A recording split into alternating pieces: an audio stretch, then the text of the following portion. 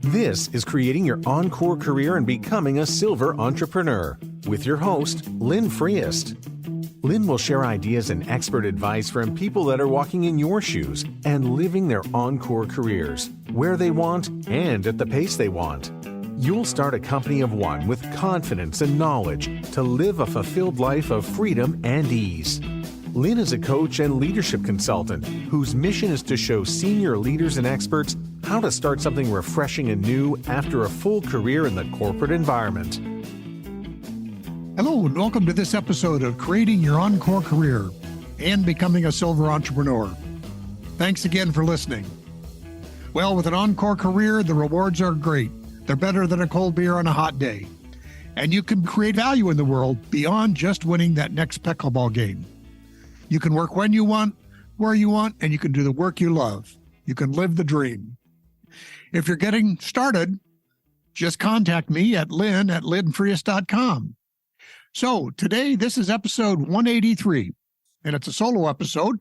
I'm going to be talking about artificial intelligence and your encore career. Now, I don't know much about artificial intelligence, but I've been playing around with a few things and reading some articles to see how it might fit in to those of us creating an encore career. So an article that really piqued my interest was one published by Deloitte, and they titled it The Digital Doppelgangers. A doppelganger is like a twin, and often it's described as an evil twin, but in this case, it's simply a twin. And it's a new way for humans and machines to partner and transform work.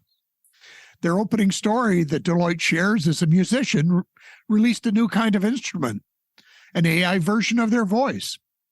And she uploaded all her music, utilized AI to then say, hey, it can transform what I'm singing into different languages. It can transform what I'm singing into different genres of music. And it still sounds like it's sung by me. So again, this idea of, okay, what happens here? And this might seem to be interesting, but it went on to say, if it's going to extend my skills, what would it even sound like if I could be in 1,000 different bands in multiple language? What would that be like? So again, it's a little story, but it kind of, for me, tweaks my interest saying, okay, what might that be like? Now, I go back to my manufacturing days, and we talked a lot there about the digital twin. With respect to, you had the physical manufacturing facility, but then you had it duplicated in a digital sense, and you could monitor one, you could try out things on the digital twin you couldn't do, but it increased your ability to work on things. Now, another context, it used to be a person was a welder. They welded all day and they did their best, but that's what they could do. In today's world, people, they manage maybe 4 welding robots. So all of a sudden, what they're able to do, they still have to take care of exceptions. They have to load new programs. But by and large, they've multiplied what they can do by quite a bit. So again, this kind of gives me a context of what does the digital twin or what does the doppelganger look like? Now, I will be the first to tell you that 2/3 of this particular article is devoted to the ethics of all this, and rightly so. And I think this is still an area of the world where we don't know enough yet. We haven't had the experience. I did see another article somewhere where it said when we invented the automobile, people were driving wherever they want, all over. There were no common, quote, rules of the road or ways to use. And so it was a bit chaotic to start with the automobile. And I'm sure there's going to be some of that here. Now, hopefully, again, we'll focus on what are the guardrails we need to put up around the use of AI. And again, these things that are, I'll say, talent multipliers, you can also multiply mediocre too. And so that's going to be a piece where, or we can have positive leadership that's multiplied or negative leadership. So again, the technology doesn't say how we use it or how we should use it. It just allows us to use it. But I think about that in the context of that singer. Here I am in my encore career, one person, a company of one. But could some of this be used to multiply my skills, my talents, and have more of an impact on my audience? So we'll have to see how this shakes out. And again, it's going to be interesting because if we have artificial intelligence creating content, that probably means we'll have artificial intelligence reading and sorting and sifting the content.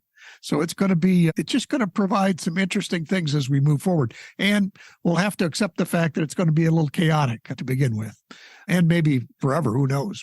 And I go back to my own experience with technology. This is back in the 70s. So this is a long time ago in technology, but I was learning to use computers and generating information and information around manufacturing. And my boss came to me one day and said, "Well, Lynn, I think this technology allows you to make bigger mistakes faster sometimes." And to some extent, he was right. We had to, again, figure out, okay, was what we were cranking out with technology really making sense? And I think, too, of 2008 and the financial meltdown, people went out there, created very complex financial products, but in the end, those things proved very fragile, and then the whole thing collapsed on them. So the discussions around the ethics of how we use AI are very needed. Now, the one thing I've noticed, again, I've just been using ChatGPT a little bit in terms of my practical experience, but right now, of course, it can't tell my stories. You think about it, maybe if I spent more time, loaded more of what I do in there, simply like the musician that loaded more of her music in there, maybe it will know me better. Now, can it tell my stories as well as I can? Probably not right now, but you never know going forward. Because to be honest, we're not going to go back. Any of these things, we may, again, put better guardrails on them, but we're probably not going to go back. And as a person in an encore career, a company of one, solopreneur, it does provide us with some very affordable leverage. So we can do things, especially right now, take care of some routine things or things where we're not adding our highest value. And we can go ahead and that will help us. They will truly be digital assistants. When we talk about we're generating all this content with AI and stuff, an internet scholar, Clay Shirky, he put it pretty well. He said, "There's no such thing as information overload. There's only filter failure." When you think about that's true in life in general. You think of all the things you experience just walking around with your five senses. Much of that, your mind is filtered out. You don't pay attention to how often you breathe or every breath you take, kind of a thing, at least in some circumstances. But it's one of those things that you are, even today's world, filtering things out. I think another one that occurs to me is people who come from rural backgrounds and go to, say, New York City, they find the experience overwhelming. There's simply too many inputs coming into them in terms of they're just not used to it. Conversely, often people who go from New York City to a rural area, at first they enjoy the peace and quiet, but then pretty soon they're noticing a lack of stimulation. So any of these things are neither good nor bad. They're different for us. It's one of those things that, again, these idea of having filters or having things to allow us to shift our focus, there's always too much to attend to and never enough time. So again, some of this technologies, we just have to be mindful and use them to improve us. Now, I briefly wanted to talk about a couple of tools I'm aware of. One I've used, which is ChatGPT, text-based interface. And I was fortunate to get in. It's often, at least as this was recorded, it's often overloaded, but at the moment it's free. But some of the questions I actually put into it said, give me 10 3-minute video scripts for an encore career topics. And it spit out a variety of things. Some of it was better than others, and all of them required some input editing on my part to be useful. I also said, give me 10 social posts for an encore career. Gave different results, a variety, 10 results.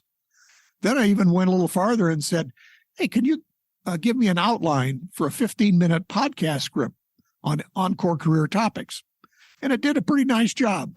Again, I would have maybe picked different topics, but again, that's my experience. And the databases that ChatGPT is looking at don't know what my experiences have been. And then the final one I asked it to do, well, there's been several other, but the final one I mentioned was I said, give me 15 hashtags for an encore career.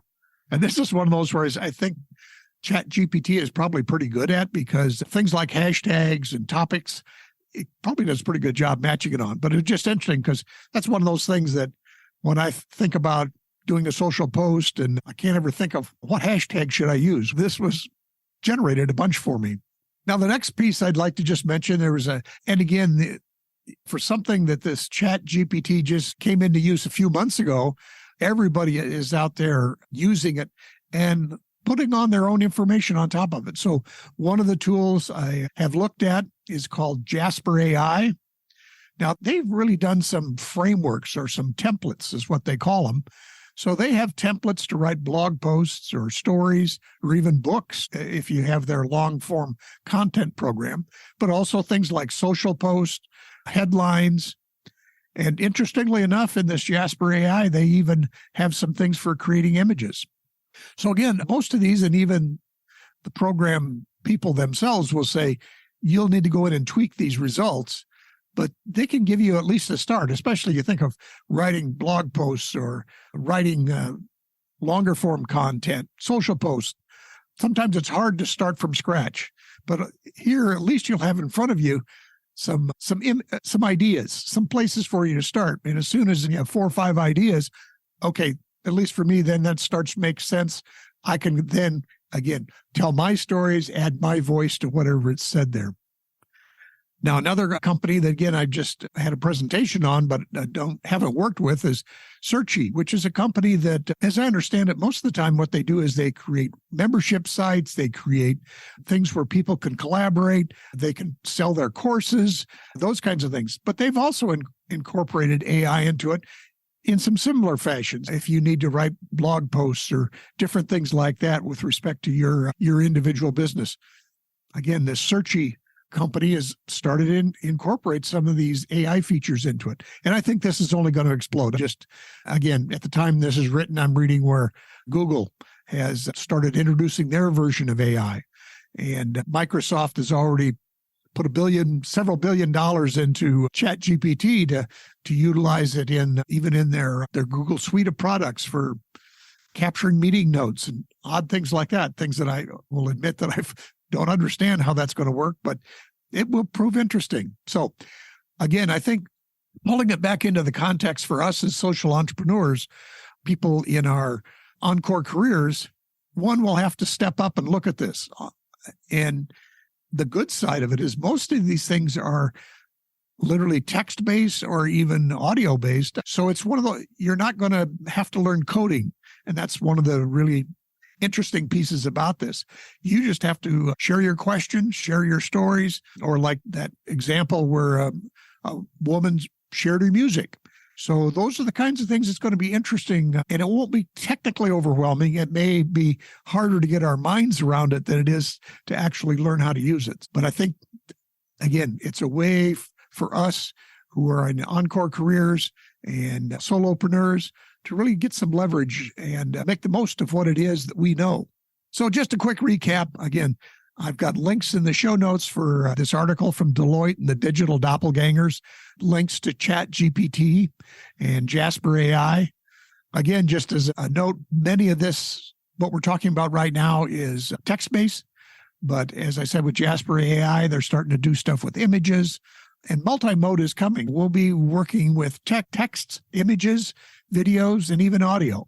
And it's going to be interesting. And I think, again, fundamentally, the experiences, the talents, the skills that we have in our careers that we can now share with people, we can just enhance them with the use of AI. But it will take the thinking through as to how we do that. Well, in closing, with an encore career, the rewards are great. You can be creating value in the world beyond just winning that next pickleball game. You can work when you want, where you want. You can do the work you love.